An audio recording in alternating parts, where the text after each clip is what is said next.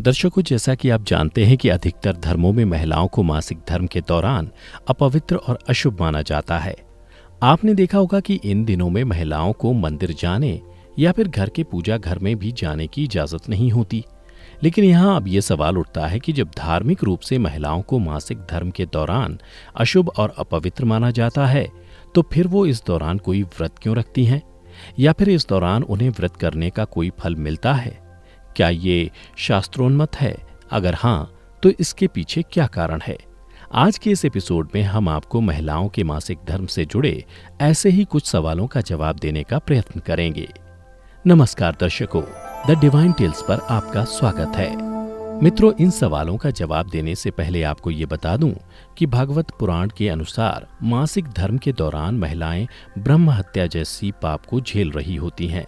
जी हाँ, भागवत पुराण वर्णित कथा के अनुसार एक बार इंद्रदेव किसी अपमानजनक बात से गुरु बृहस्पति उनसे नाराज हो गए और वे स्वर्गलोक छोड़कर कहीं चले गए।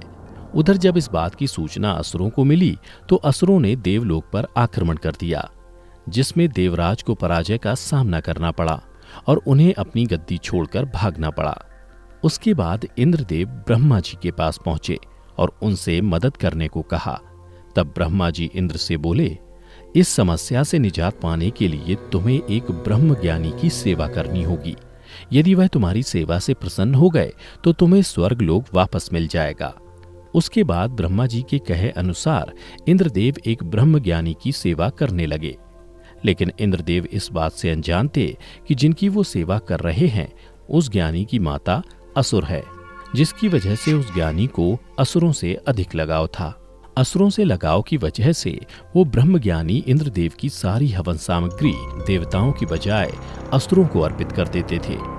उधर कुछ दिनों बाद जब इस बात का पता इंद्रदेव को चला तो उन्होंने क्रोध में आकर उस ज्ञानी की हत्या कर दी। फिर उन्हें जब ये ज्ञात हुआ कि उन्होंने ब्रह्म हत्या कर बहुत बड़ा अधर्म कर दिया है, तो वो एक फूल में छिपकर भगवान विष्णु की पूजा करने लगे। कुछ दिनों बाद विष्णु जी इंद्रदेव की पूजा से प्रसन्न होकर प्रकट हुए और उन्हें बोले, हे देवराज, ब्रह्म हत्या जैसे पाप से मुक्ति के लिए तुम्हें इस पेड़, भूमि, जल और स्त्री में अपना थोड़ा थोड़ा पाप बांटना होगा। साथ में सभी को एक एक वरदान भी देना होगा। उसके बाद इंद्रदेव सबसे पहले पेड़ से अपने पाप का अंश लेने का अनुरोध किया, तो पेड़ ने पाप का 1/4 हिस्सा ले लिया। जिसके बाद इंद्रदेव ने पेड़ को वरदान दिया कि मरने के बाद तुम चाहो तो स्वयं ही अपने आप को जीवित कर सकते हो। उसके बाद इंद्रदेव की विनती करने पर जल ने पाप का कुछ हिस्सा अपने सर ले लिया। बदले में इंद्रदेव ने उसे अन्य वस्तुओं को पवित्र करने की शक्ति प्रदान की। इसी तरह भूमि ने भी इंद्रदेव के पाप का कुछ अंश स्वीकार कर लिया, जिसके बदले इंद्रदेव ने भूमि को वरदान दिया कि उस पर आई चोटें अपने आप भर जाएंगी। और अंत में इंद्रदेव स्त्री के पास पहुंचे तो स्त्री ने बाकी बचा पाप का सारा अंश अपने ऊपर ले लिया। इसके बदले इंद्रदेव ने स्त्रियों को वरदान दिया कि पुरुषों की तुलना में महिलाएं काम का आनंद ज्यादा ले पाएंगी। और ऐसा माना जाता है कि तभी से महिलाएं मासिक धर्म के रूप में ब्रह्म हत्या का पाप झेल रही हैं। तो मित्रों, जैसा कि आपने कथा में देखा कि जब इंद्रदेव ब्रह्म हत्या के पाप को झेल रहे थे तो उन्होंने फूल में छिपकर विष्णु जी की आराधना की थी। परंतु उस समय ना तो उनके सामने कोई भी विष्णु की प्रतिमा थी और ना ही वो किसी मंदिर में थे।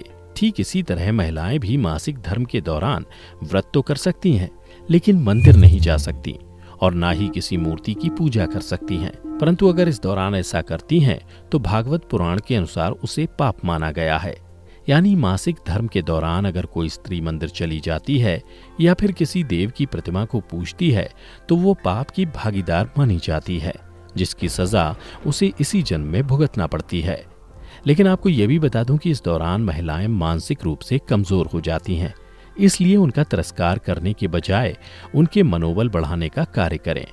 क्योंकि कई जगह ऐसा देखा जाता है कि जानकारी के अभाव में लोग मासिक धर्म के दौरान बुरा बर्ताव करने से भी नहीं चूकते।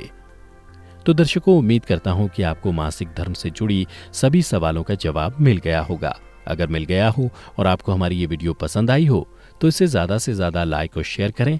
साथ ही अगर आप हमारे चैनल पर नए हैं तो इसे अभी सब्सक्राइब कर लें। इस वीडियो में इतना ही। अब हमें दें इजाज़त। आपका बहुत बहुत शुक्रिया।